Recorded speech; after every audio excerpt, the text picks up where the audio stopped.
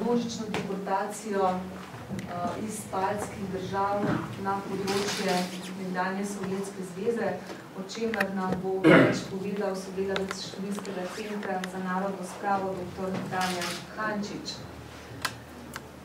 Morda samo še besedica ali dve o, bi rekla, skupni zgodovinski izkušnji baltskih držav Litve, Estonije na eni strani in pa Slovenije na drugi strani, čeprav se zdi, da smo seveda geografsko oddaljeni, ampak vendarle nas pa v nekaterih zgodovinskih obdobjih loči skupna usoda, ko smo doživeli grozote totalitarizmov 20. stoletja in potem ob koncu 80-ih let skupaj tudi, lahko bi rekla, pridobivali nacionalno neodvisnost oziroma se emancipirali v nacionalnem smislu, dobili neodvisnost leta 1991 in potem skupaj vstopili v Evropsko unijo leta 2004, v NATO in seveda sedaj uspešno v tej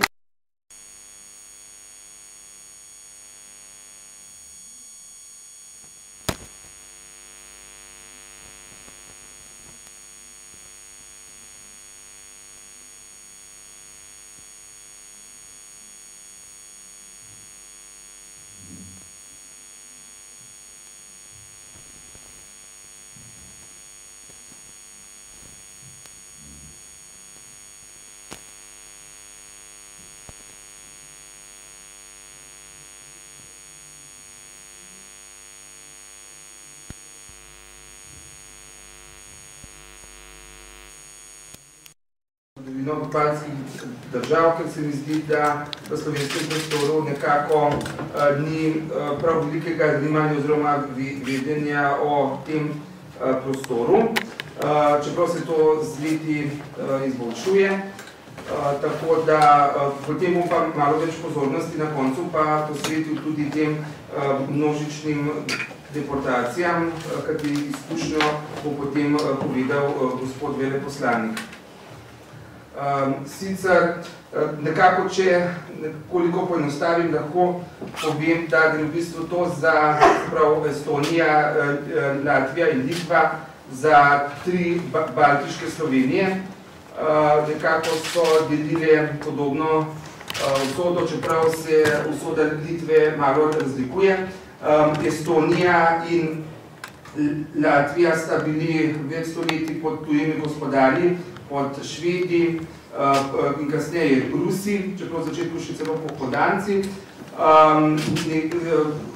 Dočim Litva je bila pa v srednjem veku samostojna država s svojimi vladarji, s svojim plemstvom, bila je pa zelo povezana z polsko državo, s polskim plemstvom. Tako tukaj na zemljevidu imate Estonijo in polovico Latvije, narisano pač pod Švedskom, pod švedskim gospodstvom, spodaj je pa polsko-litovska država. Potem, no, to je širitev Litve. Litva se je v času srednjega veka in 16. stoletju in potem se nekako do sredi 18. stoletja zauzemala kar veliko območje, sicer ne samo območje današnje Litve, ki jo vidite tukaj z bolj tako rjavo-zeleno barvo, ampak je potem obsegala tudi Ukrajino, Belorusijo in del zahodne Rusije. Torej vidimo, kako se je litovska država ne bila zelo povezana s Poljsko in tako nekako započno notranja ureditev, se pravi na samo zgodovinsko Poljsko, to je ta svet draž barva, potem rumena je litovsko, spodaj pa potem rutinija nekako Ukrajina in vse to je skupaj predstavljalo pač to litovsko državo. Vidimo pa na sever, oziroma če pogledate zgornji del, da Estonija, predvsem severni del Estonije je bil pod Švedsko, tako da so se pač različni gospodari na tem Baltiku menjavali, kot je bila recimo Slovenija v tistem času tudi razdeljena, največji del recimo pod Avstrijo. oziroma pod Svetim rimskim cesarstvom nemške narodnosti, Prekmurje recimo pod Ogrsko, Madžarsko, Istra, pa del Primorske pa pod Beneško republiko.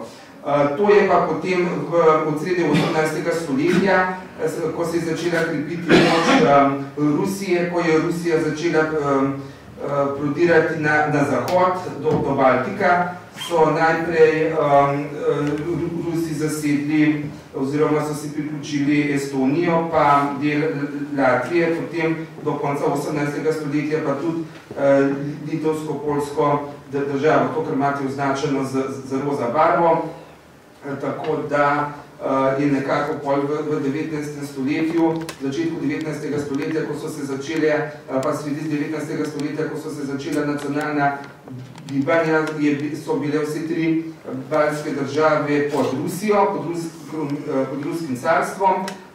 Sicer so pa imele veliko avtonomijo, ki je pa potem konec 19. stoletja se začela zmanjševati, tako da je to tudi povzročilo nacionalne napetosti, ki so se potem skozi prvo svetovno vojno in potem na koncu druge svetovne vojne kako kanalizirali v ustanovitvi samostojnih baltskih držav, s tem, da se je tudi Finska, ki je bila dolgo časa pod Švedsko, potem pa pod Rusijo, se je tudi osamosvojila, tako da je v bistvu in tudi pač ugodne mednarodne okoliščine v Rusiji izbruhnila revolucija, in to je pripeljalo do tega, da so 1918 vse te baltske države razglasile neodvisnost. To so Estonija, Latvija in Litva. Tukaj vidimo, da Litva je bila v času med obema vojnama malo manjša, ozemlje Litve je bilo manjše in tudi današnje glavno mesto Vilna je pripadalo po Poljski. Tako da so bile pač v času med obema vojnama kar velike napetosti med nekoč, pa tudi sedaj velikima prijateljskima državama Poljsko in Litvo, vendar v tem obdobju niso bile ravno najboljši odnosi. No, to je trajalo do leta 1939-40, ko so z paktom Molotov-Ribbentrop oziroma Hitler-Stalin vse te države prišle pod vpliv Rusije, oziroma v začetku je bila Litva mišljena, da bi bila to nemška vplivna cona, to je tukaj levo oziroma da je Litva bila pod nemško vplivno območje.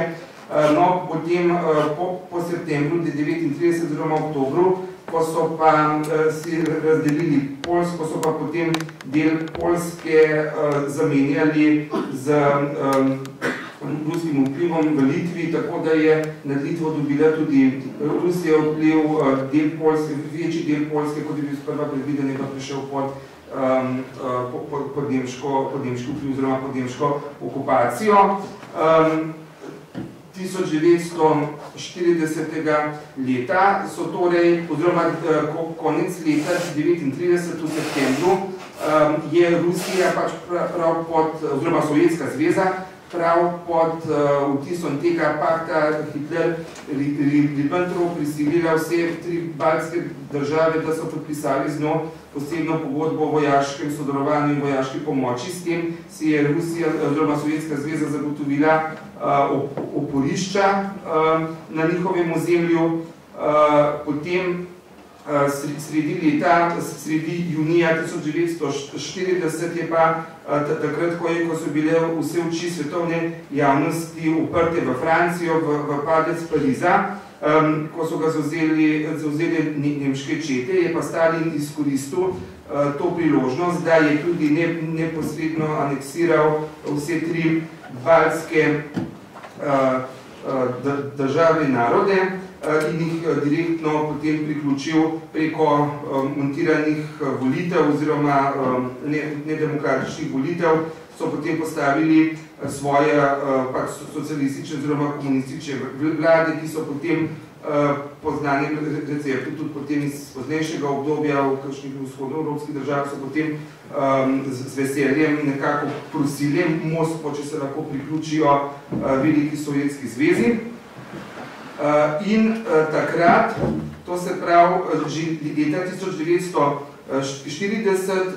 in pa zlasti pa v letu 1941 se je že začel prvi val deportacij iz baltskih držav in sicer že najbolj izpostavljene politične kadre oziroma osebe pa vojaške so že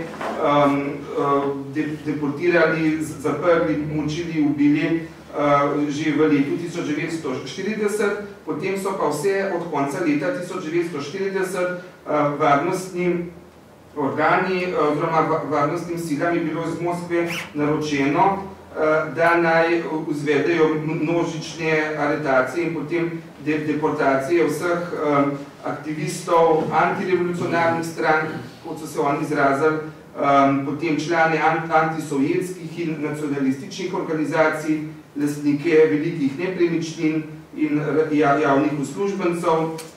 Skratka, skuša pa seveda tudi predstavniki skavtov, Rdečega križa, duhovščine, nevladnih organizacij, tako da so se v bistvu vse izobraženstvo in kar bi lahko bilo v napoto.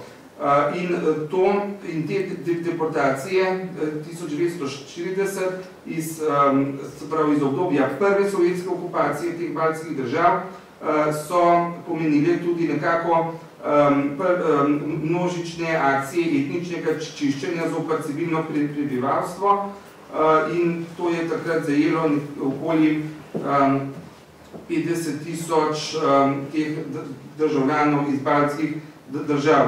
Zanimivo je to, oziroma pomembna se tukaj vzpostavi primerjava.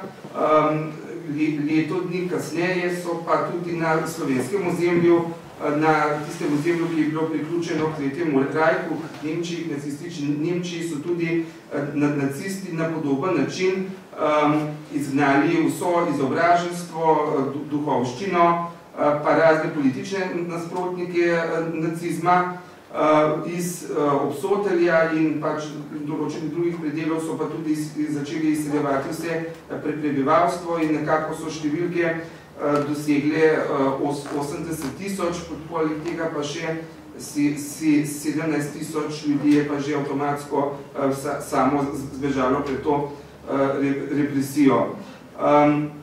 Največji nekak kontingent teh, če se povrnem spet na Baltik, na Litvo, teh množičnih deportacij iz prvega vala oziroma z prvega obdobja sovjetske okupacije je šel na pot ravno teden dni pred nemškim napadom na Sovjetsko zvezo sredi junija 1941. No, potem so Nemci, kot vemo, junija 1941 napadli Sovjetsko zvezo in ta val deportacij se je pač ustavil.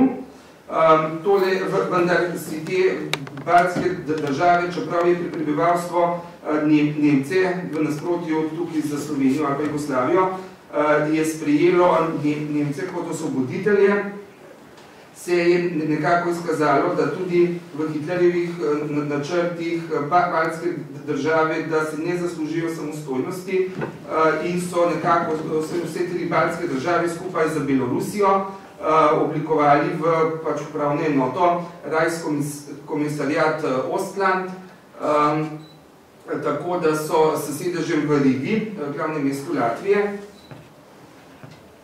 in iz tega obdobja zlasti poznamo tudi iz ostale pač literature in pač tudi dokazov, da je šlo tukaj predvsem za preganjanje Judov. V Estoniji Judov ni bilo veliko, največ jih je bilo v Latviji in pa seveda v Litvi, pa tudi v Belorusiji, tako da iz tega obdobja, iz nemškega, imamo v glavnem pogrome oziroma proti Judom, oziroma se je izvajal holokaust. No, potem leta 1944, da jaz samo še to povedal, da nekako ta avtonomija oziroma stopna avtonomije teh baltskih držav oziroma tega območja, Reichskomisariat Ostland bi lahko primerjali z avtonomijo v narekvajih ljubljanske pokrajine po nemški zasedbi oziroma po kapitulaciji Italije. To se pravi, da so nekako imeli določeno notranjo avtonomijo, vendar se pa nekako ne moremo pač primerjati ta status recimo z nezavisno državo, Hrvaško in tako naprej. Seveda vse sile in tako naprej so pa posvečali nemški industriji, pač podpori nemškega vojaškega aparata. Veliko je bilo tudi prostovoljcev v nemško vojsko, tako da, oziroma so oblikovali so tudi eno ali dve SS divizije, v glavnem tako, da so nekako v tem obdobju prebivalci, razen seveda Judov, nekako nemško okupacijo vzeli z nekakšnim olajšanjem, čeprav so se pa tudi tam zgodili tudi nad civilnim prebivalstvom, tudi nad Estonci, Latvici in to občasni pogromi, oziroma so bile žrtve tudi med njimi in se je tudi med njimi pač oblikovala proti nacistični upor, ampak ne v takšni fazi oziroma v takšnem obsegu, kot se je prej ali pa potem pozneje ob drugi sovjetski okupaciji. No in tu smo že v letu 1944, ko je Sovjetska zveza seveda s tistimi svojimi protiofenzivami proti Nemcem okupirala oziroma ponovno zasedla vse tri baltske države in seveda so se kmalu začele ponovne aretacije in deportacije Litvancev. Ljudi so deportirali seveda s tovornimi živinskimi vagoni. To se pravi, so bili podobni prizori kot deportacije Judov v koncentracijska taborišča. To se pravi, te deportacije so organizirali iz Moskve in sicer pač specialni agenti. Seznam družin in posameznikov, ki so jih pač deportirali, pa so sestavljali območne sekcije teh represivnih oddelkov. Dosje za vključitev je bil narejen za vsako družino ali osebo posebej in imetje te družine je bilo pa zaseženo in razdeljeno. Deportacije so bile vnaprej pripravljene in so bile še celo tako tajne, da so bile lokalne oblasti seznanjene o nameravani deportaciji šele na večer pred deportacijo. In zanimivo je to, da te povojne množične deportacije so bile zamaskirane z zelo nedolžnimi, celo poetičnimi imeni. Te šifre, ki so jih uporabljali, tako so naprimer deportacija, ki je bila izvedena maja 1948, se je imenovala Vesna, kar pomeni pomlad. Potem marca 1949, tako je bila najbolj množična, pa katere se danes tudi spominjamo, je bila imenovana operacija Priboj, kar pomeni nekako butajoči val. Potem maja, potem še ena deportacija v tistem obdobju se je imenovala Jesen, tako da je šlo pač za take šifre. Vse te deportacije so bile izvršene na podlagi resolucije Sveta ministrov Sovjetske zveze in potem bile so pa pač vodene tudi oziroma podprte iz strani Sveta ministrov Latvijske oziroma pač teh baltskih sovjetskih socialističnih republik, ker so te vlade bile postavljene iz Moskve in so bile pač seveda prosovjetsko in komunistično usmerjene.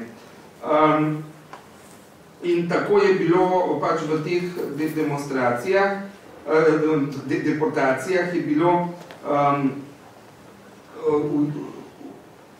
bilo zajetih, se pravi, samo recimo med 22. majem in 27.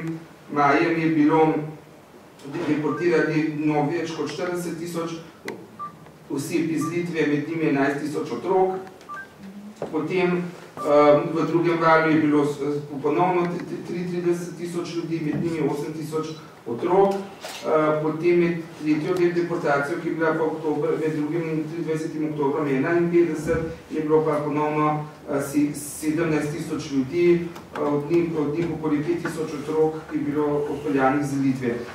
Tukaj vidite, recimo, katere enote so sodelovali pri teh deportacijah. Tukaj sicer ni podatka za Litvo, so samo za Estonijo in Latvijo in vidimo pač tele motorizirana pehota in tako naprej, vse te enote, to se pravi, je nekako v Estoniji recimo in sodelovalo 4350 teh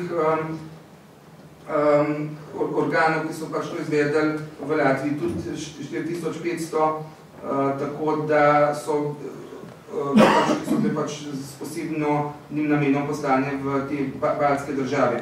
No, tukaj pa imamo te podatke o operaciji Priboj, Priboj se jaz ne dam rusk, kako se pravilno naglaša.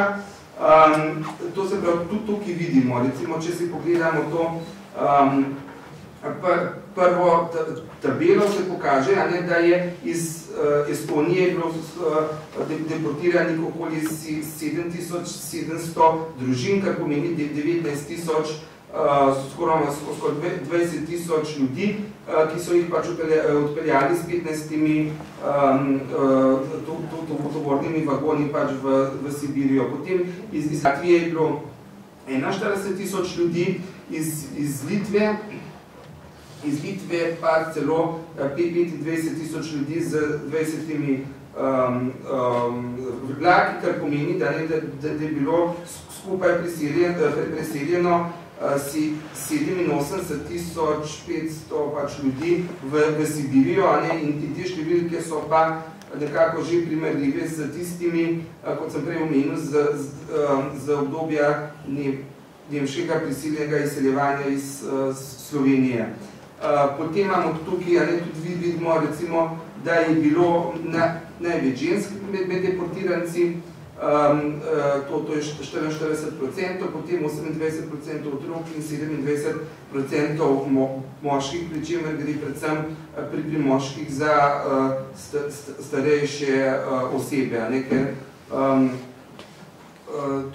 Potem je po spoti ta večja tabela pa kaže, kam vse so te deportirance iz baltskih držav namestili, v katera območja Sibirije.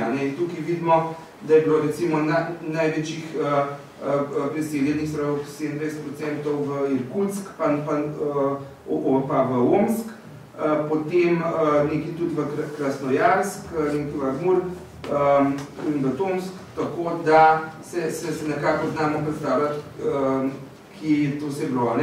Pri čemer so, recimo, Slovence so takrat pač Nemci naseljevali, oziroma preseljevali v glavnem v NDH pa v Srbijo, je bilo sorazmerno dost blizu, dočim te razdalje v Sibiriji, se pa mi sploh ne znamo predstavljati, koliko stran od domov, koliko 1000 km stran od domov so jih preselili, ker to je že čisto na drugi strani zemeljske oblje, če gledamo. In tole je pa nekako gulagi na ozemlju nekdanje Sovjetske zveze, ker nekako ugotovimo, da je bila Sovjetska zveza v bistvu en sam gulag, se pravi, zelo veliko, recimo v Sibiriji, čeprav imamo eno območje teh gulagov, potem veliko, nekaj tudi v bolj odročnih predeljih Evropske Sovjetske zveze, predvsem tukaj Karelija, pa ta severni del, se pravi, kjer so bolj težki življenjski pogoji, ali pa so kakšni rudniki, recimo tam na Uralu in tako, oziroma v Sibiriji. tako, no, da se nekako predstavljate, za kakšne dimenzije je pač to šlo. Zdaj, seveda, tukaj sem jaz navedel samo te statistične podatke in nekako, bi rekel, suhoparno zgodovino, kako pa je to konkretno izgledalo za usodo posameznika ali pa za usodo družine. To pa sedaj povedal gospod litovski veleposlanik v Republiki Sloveniji, katerega družina, pa tudi sam je bil zelo povezan z temi množičnimi deportacijami, ker se je tudi on bil v času tega sibirske, ko bi bila njegova družina v sibirskem izgnanstvu. Tako da bi zdaj jaz predal kar besedo gospodu Klevečki, da pove zgodbo svoje družine. Hvala lepa. Zahvaljujem, da ste povabili na ta dogodek. Ampak moram... To ste vi to pa bilo isto. Ja. Če ste moram že narediti, ste... Tako ne, evo.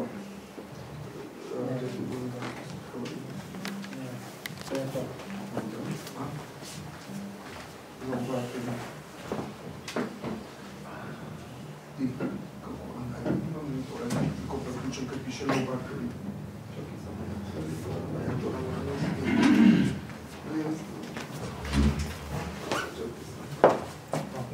Aha, imam zdaj me na polo odpadlo.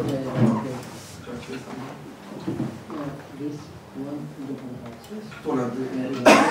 In to je to.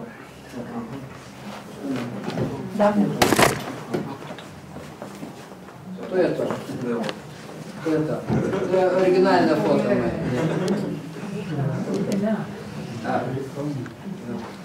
Da bi povedal svojo življenjsko zgodbo, ki morda ni tako zanimiva, vendar je del zgodovine litovskega naroda, ki je preživela deportacije in izgube med leti sovjetske okupacije. V letih 1940, 1941 in 1945 in 1952 je bilo v Sibirju izgnanih 130 tisoč prebivalcev Litve. Rodil sem se 10. januarja 1956 v Krasnojarsko partizansko okrožje Ivanova vas v družini izgnancev.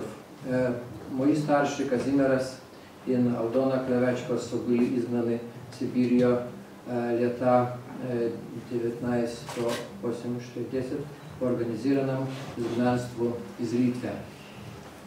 V tem času starši še niso bili poročeni, zato jih odpeljali razno svojimi družinami. Družinski člani so mogli vzeti le toliko stvari, koliko je bilo mogoče nositi s seboj. Vse ostalo, hiše, zemljišče, živina in drugi stvari, je bilo zaplenjeno in posredovano drugim ljudem. Moji starši, tako kot ostali, so iz nas bili priljani v tovornih vagonih brez udobja. Niso vsi uspeli priti na kraj izgnanstva v regiji Krasnojarska. Izgnanci so večinoma delali pri sečnji gozda. Delo je bilo težko in naporno. Čez nekaj časa si je oče zaposlil kot šivil in je to delal do konca izgnanstva. Mami je na začetku tudi bilo težko, potem si je zaposlila v upravi gozdarstva. Starši so v izgnanstvu preživeli 12 let. Po Stalinovi smrti leta 1953 so bili starši amnestirani in leta 1960 so se vrnili v Litvo. Vrnitev je bila težavna zaradi omejitev sovjetske vlade.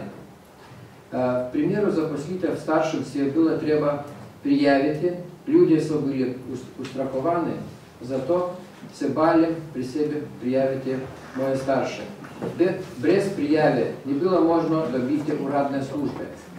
Čez nekaj časa sorodniki v naselju so pod tveganjem prijavili starše, ki so pridobili možnost dobiti službo. Sovjetska vlada niti ni mislila vračati sredstva, ki so jih starši izgubili pred izgnanstvom. Po več letih trudnega dela staršem je uspelo kupiti stanovanje.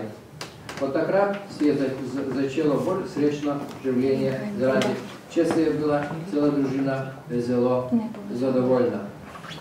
Ko smo se vrnili v Litvo, sem bil le 4 leta star, zato se težko spomnim težave tistega časa.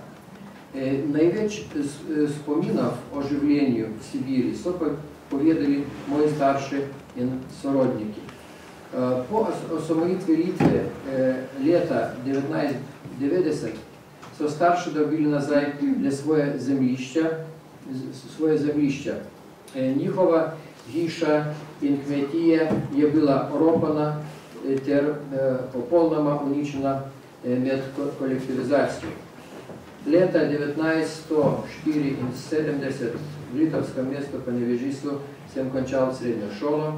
Leta 1979 sem končal Vilniško univerzo in diplomiral iz matematike. Pred osamosvojitvijo sem delal v enem znanstvenem inštitutu. 11 let sem dosledno spenjal po karierni lestvici od inženirja do direktorja sektora za informacijske tehnologije. Po razglasitvi neodvisnosti Litve leta 1990 sem začel delati na prvem ministrstvu za industrijo ponovno postavljeni Litve. Takrat sem se moral spet spomniti Sibirijo. Litovci so organizirali prevoz posmrtnih ostankov svojih staršev in starih staršev iz Sibirije. Leta 1955 je umrl moj stari oče, zato smo v juliju 1990 skupaj s skupino Litovcev šli preverjati njegove ostanke. Šel sem skupaj s svojo mamo. Oba sva uspešno našla grob starega očeta, skopali njegove ostanki in jih pripeljali v Litvo. Nato je bil slovesno pokopan v grobu poleg moje babice. Tako se moji starši po dolgih letah spet znašli skupaj. Moja daljna karijera je bila dokaj uspešna. Ponovno postavljena Litva je potrebovala nove specialiste, kot so analitiki investicijskih projektov. Veliko sem se učil s pomočjo strokovnjakov Leonidoja in Združenega kraljevstva, sem pridobil strokovna znanja, ki so bila zelo potrebna pri delu analitika investicijskih projektov na Ministrstvu za gospodarstvo. Potem usoda mi je ponudila enkratno možnost začeti diplomatsko kariero, ki jo nadaljujem od leta 1994. Hvaležen sem svojim staršem, ki so meni zbudili samozavest ter ljubezen do dela. Njihov optimizem mi je pomagal uspešno premagati izzivi življenja. Čeprav je že več kot 20 let po ponovni vzpostavitvi Litve, vendar nekdanji izgnanci redno sestajajo na srečanjih. Oni se spominjajo težke čase izgnanstva in hvalijo usodi, ki je pomagala svojimi očmi videti neodvisno Litvo, za katero so se starši bratje borili. Dosedaj čustveno reagiram na filme o izgnancih, ki mi spominjajo na težke čase otroštva. In zdaj, na koncu,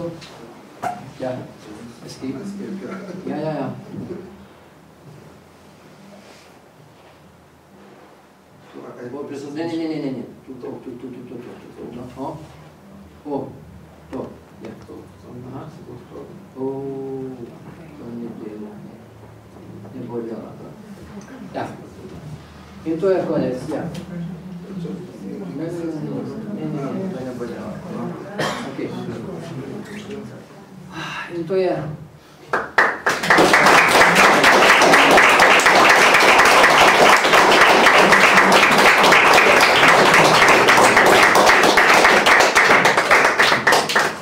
Jaz mislim, da se lahko gospodu veleposlaniku prav lepo zahvalimo še posebej, ker je pač povedal v slovenskem jeziku, ker nekateri, recimo, še iz veleposlaniki še iz bližnjih držav, oziroma ne govorijo tako lepo slovensko. Tako da drugače bi pa vas pozval, če imate mogoče kakšno vprašanje za gospoda veleposlanika z časa pač deportacije v njegove družine v Sibiriji ali pa kaj drugega v zvezi z zgodovino pač teh deportacij ali pa sovjetske okupacije Litve. Prej sem še pozabil omeniti, da je sočasno s temi deportacijami, pa potem tudi kasneje se je tudi izvajala intenzivna rusifikacija teh baltskih držav, zlasti Estonije in Latvije, ker imamo danes skoraj 1/3 prebivalstva ruskega. V Litvi je bilo pa to malce manj intenzivno, tako da približno samo okoli 10% prebivalstva je pač po narodnosti Rusov. Imajo seveda Poljaki tudi, oziroma Litvanci, oziroma Litovska država tudi predvsem močno, oziroma ne okoli 5-6% polske manjšine, kar je že pač iz prejšnjih stoletij. Tako da mogoče ta rusifikacija ni bila tako močna, kot je recimo v Estoniji in pa v Latviji. Tako da, no, zdaj bi pa res predal besedo vam, če imate kakšno vprašanje. Ja. Povejte, kako je bila reportacija izvedena? Etapno, v fazah ali enkrat? Iz Sibirije v Litvo. Etapno, v več letih ali enkratno? No. Jaz ne morem govoriti, nadaljevati slovenščino. So it was quite complicated story, because at the beginning, particularly in Lithuania, we had many restrictions for returning to the homeland. It was different situation in Estonia and Latvia. You know, as I mentioned, that first of all, in order to get official job, you need to be registered somewhere. But if you not have no registration, you have to be, let's say, unemployed. And in Latvia it was different situation. The fourth part of Lithuanians lost possibility to return to the homeland, and therefore they moved to Latvia, for example.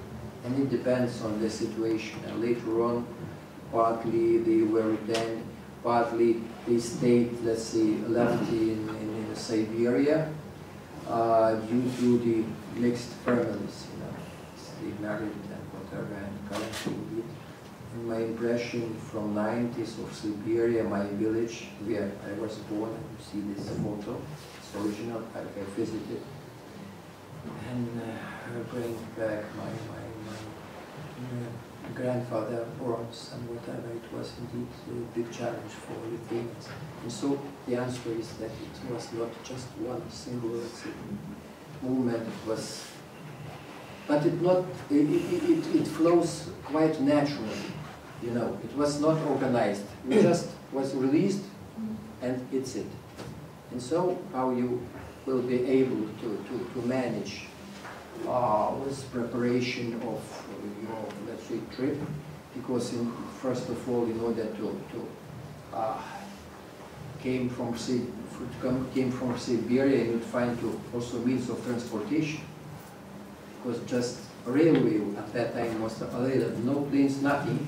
So first of all, you have to reach first railway station, which was maybe 100 kilometers. You have to find, you know, such means of transportation to the rail station and whatever. So a lot of difficulties, technical difficulties, to implement this, let's say, return process.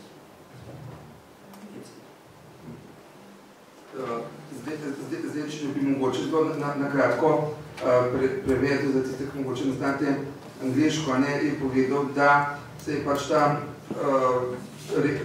repatriacija teh deportirancev po Stalinovi smrti odvijala precej naravno, se pravi, da ni bilo kakšne posebnega organiziranja, kot je bilo recimo v primeru deportacije v Sibirijo, tako da so potem, ko so dobili pač dekret, da so osvobojeni, so morali najprej priti po več 100 kilometrih do območja, kjer je bila ta železniška postaja, da so se lahko potem preko tega odpeljali nazaj. Je pa tudi povedal, če sem prav razumel, da je bila pač, da so bile različne prakse vračanja po posameznih baltskih državah, da je bilo recimo v Estoniji posebej, eno v Latviji posebej, v Litvi posebej, tako da ni bilo kakšnega posebnega skupnega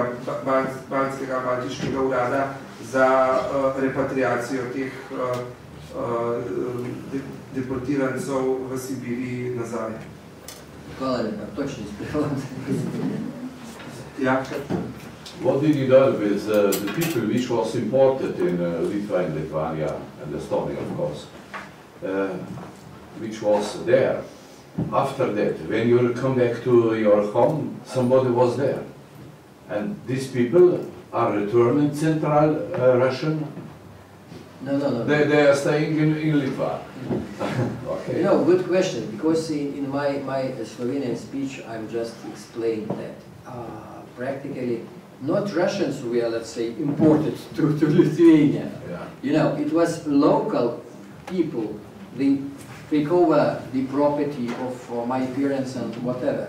And after the returning to Lithuania, so everything was occupied or split or destroyed or broken and whatever. We just, after regaining independence, my parents, they get back just land and it's it. And part of forest, but all real estate was completely destroyed during collectivization. All this process, so practically we lost everything and just came back to Lithuania with zero practically. Yeah. They have to start their life from the beginning. Zdaj mogoče za tiste, ki niste razumeli, gospod je vprašal, kako je bilo po vrnitvi iz Sibirije, predvsem, ali so lahko prišli na svoje domove oziroma spet dobili nazaj svojo lastnino, pa je gospod veleposlanik odgovoril, da je bila ta lastnina zelo najbolj pogosto razdaljena kar lokalnim prebivalcem. Se pravi, da ni šlo, recimo, da bi na njihove domove naselili Rusije, oziroma saj ne v vseh primerih. V večini so dobili to Litvanci in se potem so bili problemi z vračanjem tega premoženja nazaj, tako da v bistvu ni veliko teh ljudi dobilo nazaj pač njihovo premoženje. To se pravi, imamo nekako podobne izkušnje tudi tukaj v Sloveniji.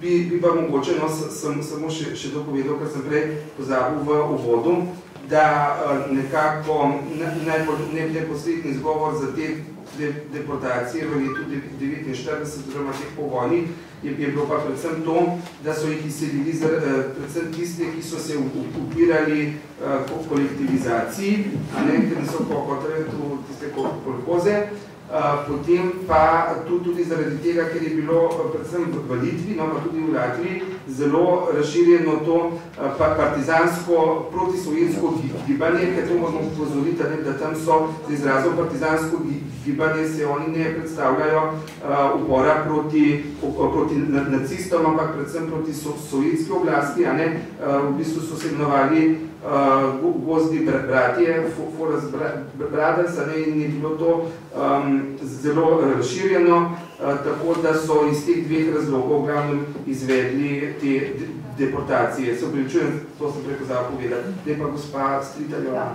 Jaz bi ob tem trenutku rada povedala, govorila počasi, bo gospod veleposlanik verjetno razumel, da so bile tako imenovane deportacije, ki jih imenuje zgodovinar gospod Nikola, pregon ali izgon, in da se je to vršilo tudi v Sloveniji. In sicer prva je bila septembra 47, 48 in 49. To je bilo po vojni, ko je bila vojna končana že, to se pravi skoraj drugo leto, in sicer je bilo na Gorenjskem, na Koroškem, na Štajerskem in meji z Madžarsko. Tako da ta, kot se reče, ta prijem in ta zadeva, ki jo je gospod veleposlanik omenil, to so prijemi, ki so jih imeli totalitarni sistemi. Strašno sigurno je bilo tudi za časa Nemčije, samo jaz gledam stvari, Nemec mi je bil sovražnik, da so pa moje stare starše 47. leta domači selili, to se mi pa zdi nekaj bistveno hujšega. In tako, kot je gospod veleposlanik povedal, ker so pač bili kolaki, ker so pač imeli nekaj imetja, zato so šli v Kočevje. Torej, te pregone, izgone ali deportacije je vendar treba povedati mladim, da bojo vedeli, kako je izgledal in jih seveda obsojati. Hvala lepa.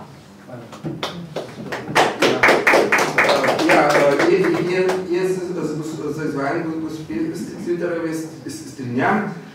Samo tu je treba, se popolnoma strinjam tem, samo v baltskih državah je mogoče boljš usporednica, ker so bili pač tudi Sovjeti smatrani kot okupatorji, kot so bili tudi Nemci pri nas, dočim te deportacije, ki jih pa dele omenjate, so bile pa seveda v enem segmentu čisto popolnoma identične s temi, samo da so jih pač tukaj izvajale pač domače sile oziroma domače revolucionarne sile oziroma pač oblastne, se seveda da pač pod vplivom komunistične partije. Pod sovjetsko šolo. Ja, pod sovjetsko šolo, ampak ne neposredno od Sovjetov, ampak od naših organov nad našimi ljudmi, ker tam je šlo po bistvu od sovjetskih organov, rusko-sovjetskih, nad Litvanci, Estonci in tako naprej. Zato sem mogoče dal primerjavo, sem se bolj osredotočil na primerjavo z nemškim okupatorjem, čeprav je pa tudi to, kar ste vi povedali, pa tudi zelo pomemben segment primerjave, če to primerjamo, ampak je treba pač tudi v tem smislu to upoštevati, da so bili Sovjeti le okupatorji, po vojna oblast pa saj iz nacionalnega stališča ni bila, recimo, okupatorska, čeprav je bila pa iz ideološkega, bi se pa da razpravljala. Gospod je omenil, da starša sta časoma službeni bila, Ti naši v Kočevju so bili dejansko služni na državnih posestvih. Zdaj pa me zanima, je bila to v njegovem primeru služba, da so prav dobili plačan, da so lahko recimo lažje živeli, oziroma kaj so pa ostali, ki niso imeli možnosti službe dobiti. Kako so oni živeli, ker je omenil pač, on se ne spominja, bo šele 4 leta sta, ko so se žrni. Če so starši to v svojih spominih te povedali, kako je bilo sploh življenje takih, ki niso službeni. Well, I'm just also answering in English, yes? English, yes, because a bit complicated. I have no such big amount of student words, right words. Yeah, the question is very simple. As I mentioned, first of all, in Lithuania was very strict case regarding to get a job and due to registration request. But let's say in Latvia it was easy. So you can survive without any income. So the persons who can get job in Lithuania, they move to Latvia, simply. And therefore many Lithuanians, they can return back to the motherland, so they move to the neighboring countries. Some of them maybe Belarus or some Latvia, but the main theme was directly to Latvia. So it's it. So you can get job, so you move somewhere where you could get a job.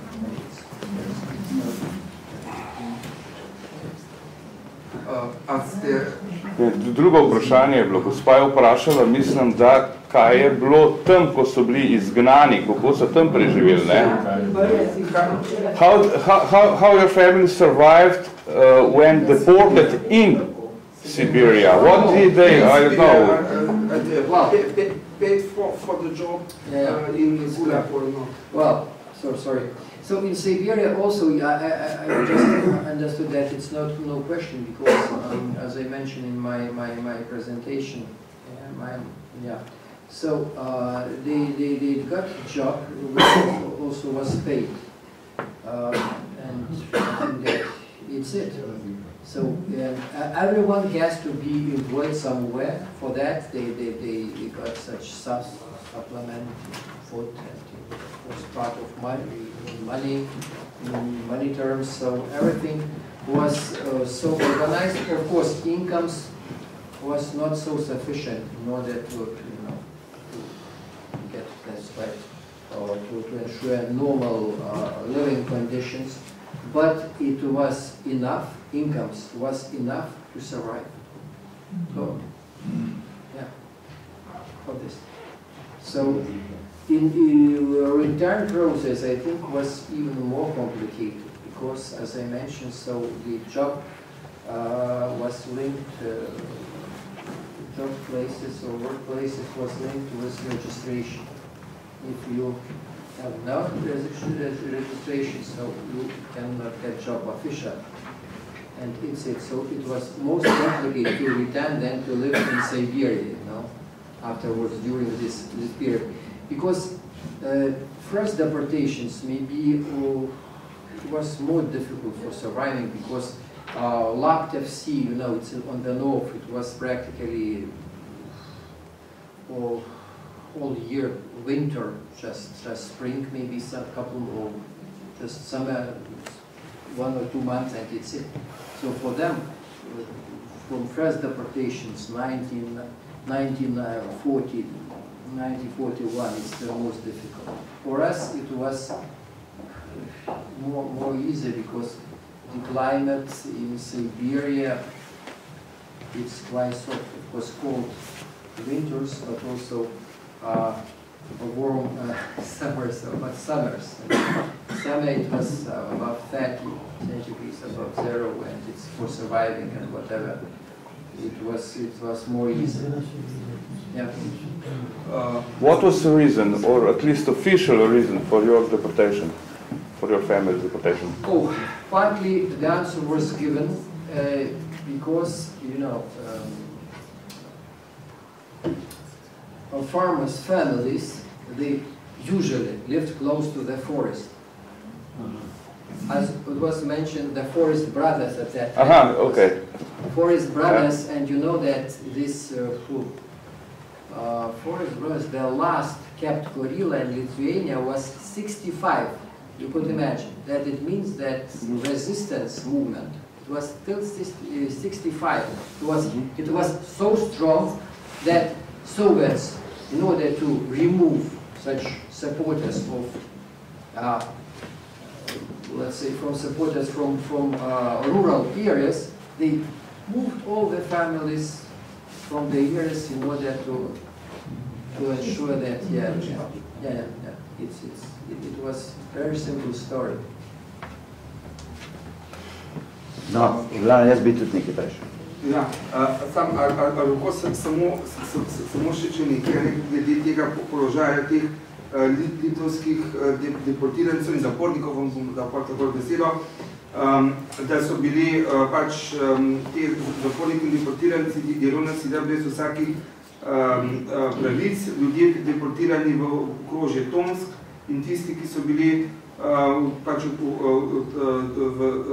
v taboriščih, so bili okoli Tomska, so bili žrtve ugrizov komarjev in muh. Po zimi so hodili skozi najglobje snežne zamete, delali so v tajgi, gradili splave in nabirali smolo.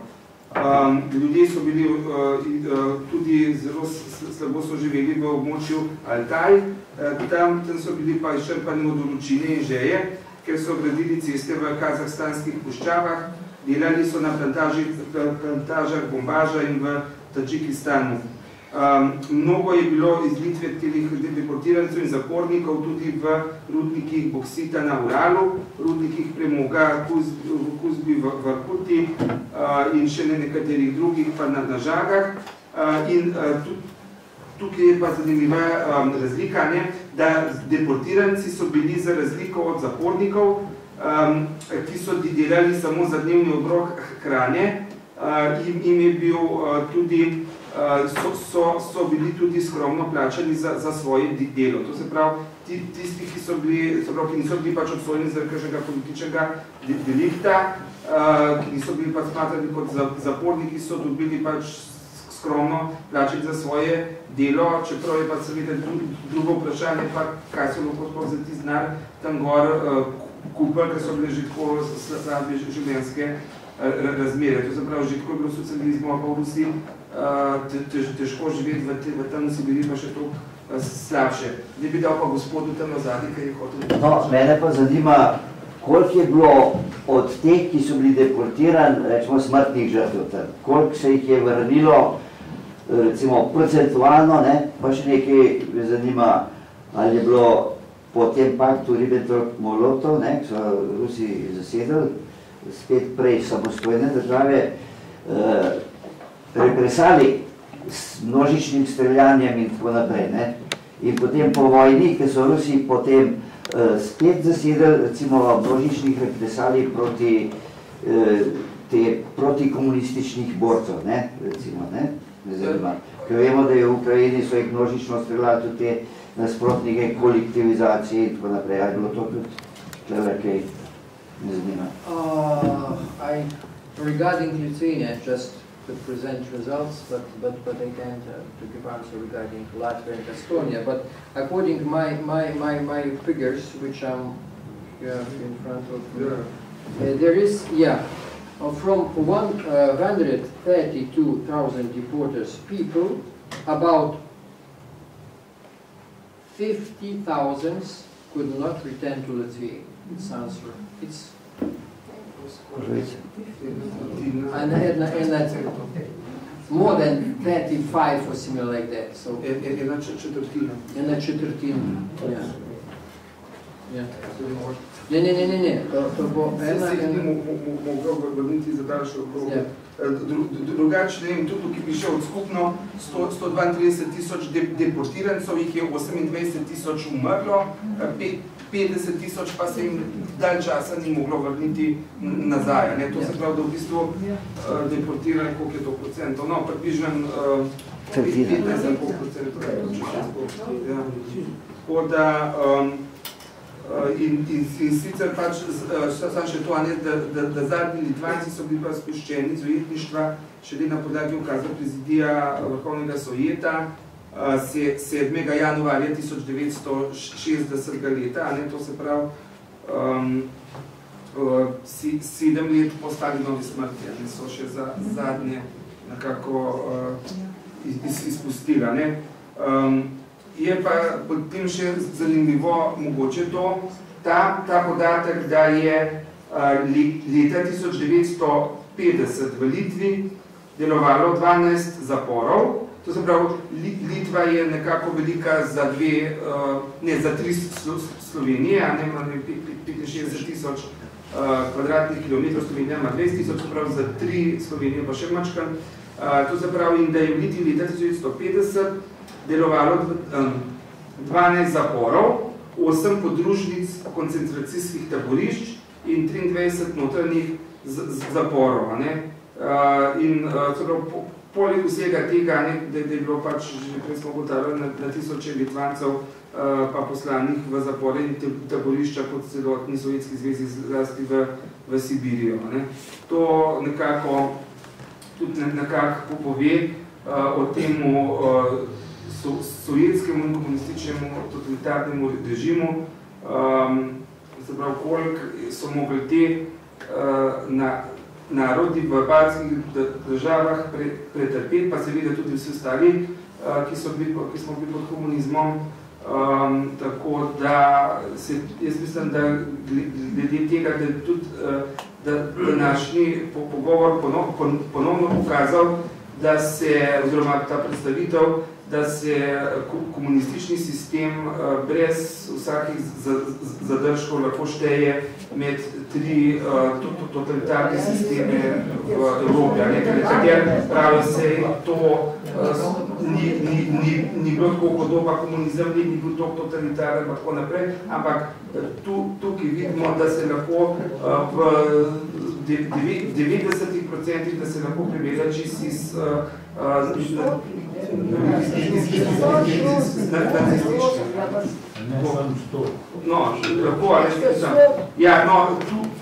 tu nismo, ne vemo, krematorij slišali, tako da mogoče, ampak v veliki večini, skoraj 90%, a pa čez 90% se pa kamor lahko primerja. No, ne vem, če ste mi odgovorili, me je zanimalo, če so bile po vojni množične represalije z ustrelitvami, če potegnemo paralelo z našimi povojnimi poboji pa proti komunističnih borcev, tam pa proti ruskih borcev, rečemo. Ali pa oni, ki so sodelovali, rečemo, proti Rusom, so sodelovali z nemškimi okupacijskimi, ali so bili po vojni, je kakšna paralela, ali je bilo milejše, kot pri nas vemo, kako je bilo? You know, after the Second World Period, it was quite complicated in Lithuania, because, as I mentioned, we had very strong this independence movement or resistance movement, and as mentioned, just last Borila was kept in 65, so it was indeed very strong movement. Despite these deportations and whatever, it still existed, you know. And during Soviet times, maybe I would like also to remind you that, of course, the KGB,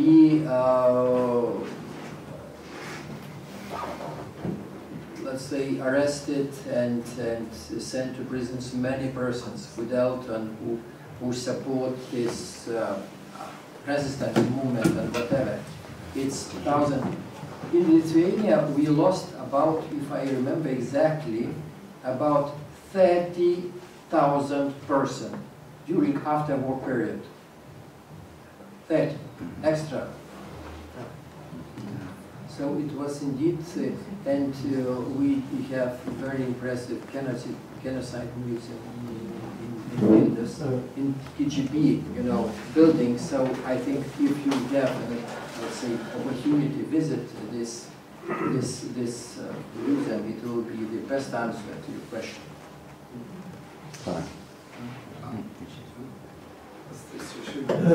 Jaz bi pa rad zvedel, če imajo zdaj v samostojni državi iz komunistično ostalino ali pa iz kakršnokoli prejšnjim stanjem so že popolnoma razčistili ali so imajo recimo podobno, kot pri nas, ko imamo gromozanske težave. A je bila lustracija ali je ni bilo? Yeah, good question, because currently I think that we have no such communism relicts, maybe less communism relicts like in your country, but I think I don't personally, I don't feel, and I think that population don't feel this let's say, communism, and the best explanation is that just, let's say, financial crisis appears, our government take immediately measures regarding adapting to the financial crisis. And currently, as it was mentioned, it was made 2.5 years. In 2009, we just introduced all these measures, like Slovenia just discussing. Because I think that it also shows that maybe someone think like in communist way that somewhere you can raise money, to find money or to print money and whatever. In Lithuania, this logic not exists still, but regarding illustration, it was not systematically made, but currently we have special website. There, KGB, former officers and whatever, they are, let's say, just published, and you could get access to their folders of their, let's say, servicing to KGB. But name it as it was, how to say, massive illustration, I can say, because part of KGB archives, we are, let's say, moved from Lithuania during this 1991 period. At that time, maybe I also would like to remind you that the Lithuania story regarding regaining independence in 90 was quite complicated. Because the Soviet troops take over our TV stations and whatever, about 300 days, a little bit less, maybe 9 months, something like that. So we have to survive and make a lot of efforts in order to establish new TV, new radio, and whatever. 9 months, I think it's very, very serious time. And afterwards, I think that I remember that 1991, Slovenia, let's follow events in Lithuania, and just we had also presentation, the articles from the newspaper Delo from 1991. If you take a look, you will see that Slovenia at that time followed very, very carefully the events in Vilnius, and you remember this massacre on 13th of January 91. Then the unarmed peoples, they defend their parliament, our TV stations and whatever. But we defend parliament, but we not can, let's say, defend the TV station, TV tower. And still it shows that it's not so simple story. Illustration, as you mentioned, also the question, I think it's not easy to get answer because we have not complete these folders of this, from KGB archives. I think that I don't know. Also in your country, also we have similar like that KGB, and also, but in that sense, illustration is a little bit complicated. Yeah. Imajo približno, čeprav imajo mogoče izhodišče malo drugačno, ampak imajo pa v bistvu iste probleme glede tega, kot v vseh postkomunističnih državah, tako da se tudi oni pač s tem soočajo še zmerjanje, čeprav je nekako povedal, da je bila vseeno malo bolj pač ta, bi rekel, narodna sprava ali pa narodno poenotenje doseženo v takratnih dogodkih ob osamosvajanju Litve, ki je bilo dosti bolj napeto, kot je bilo tukaj v Sloveniji. Omenil je pač ta program od televizijskega stolpa litovske televizije v Vilni. Tako da pač pa tudi določene spletne strani imajo, ker so pač določeni te višji ščatki, ki so bolj, odkar je objavljeni. Drugače pa pač s podobnimi problemi v bistvu ukvarjajo kot pri nas glede ilustracije, glede narodne sprave in tako naprej. Tako da jaz bi zdaj zaključil z to to organizo, oziroma predstavitev, mogoče bi še gospod veleposlanik nekaj povedal. Finally, thank you very much for your attendance. I was quite honored to have such audience and such interested on the issues of deportations and whatever. And finally, I would like to present to the center the book of memories of 15-year-old Lina from 1941. It's written in English, Between Shades and Grey. And the question raised is also, have you posted, have you ever wondered what a human life is worth? The answer is that money of my brother's life was worth a pocket watch. Could you imagine? Pocket watch. No. So,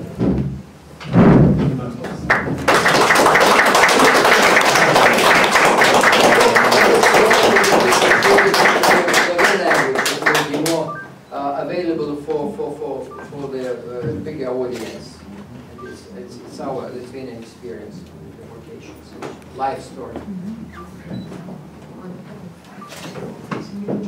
Res tega zahvalila gospodu veleposlaniku, vas seveda povabila na še podobno prireditev. Torej, eno je zgodovina, ki jo pišemo s številkami, z procenti. Bogo nam je predstavil dr. Hančič, za kar se mu zahvaljujem. Drugo pa so naše osebne zgodbe in res iskrena hvala, da ste jo delili z nami. To je pač tista prava zgodovina, ki se nas vedno znova dotakne. V spomin vam pa izročam to knjigo dr. Hančiča, ki jo verjetno tudi vi poznate, o revolucionarnem nasilju na vzhodnem Gorenjskem. To je zdaj naša zadnja publikacija. In še enkrat. Hvala vam.